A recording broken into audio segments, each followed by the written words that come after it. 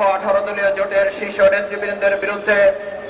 মিথ্যা সাজানো নাটকের মামলা দিয়ে আলাইকুম রহমতুল্লাহি ওয়া বারাকাতুহু। সংগ্রামী ভাই এবং বন্ধুগণ, আপনারা ইতিমধ্যে জেনেছেন আমরা ঘোষণা করেছিলাম পবিত্র মাহে রমজানকে সামনে রেখে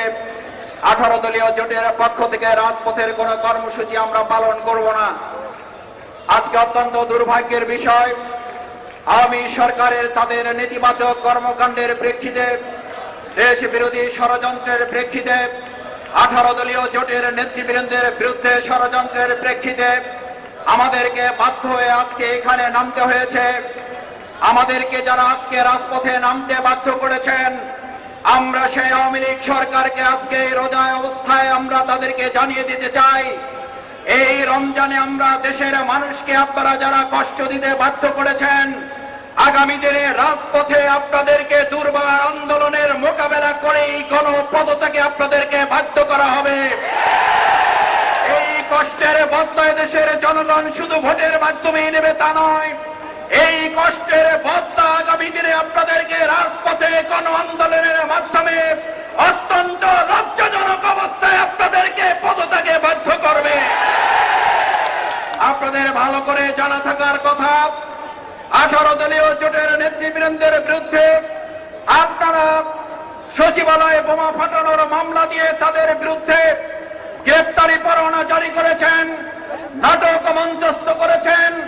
এখন নতুন করে ষড়যন্ত্র ভাবছেন নেতৃবৃন্দকে আগামী দিনের নির্বাচন থেকে বাইরে রাখার জন্য।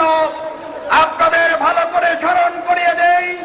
এই সকল টালবাহানা করে আপনারা যত বেশি নেতিবাচক কর্মকাণ্ড পরিচালনা করবেন,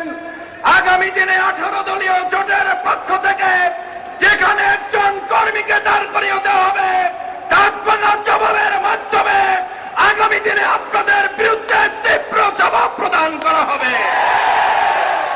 আমরা আপনাদেরকে স্মরণ করে দিতে চাই, অবৈধভাবে ট্রাইব্যুনাল গঠন করে আপনারা যখন দেখেছেন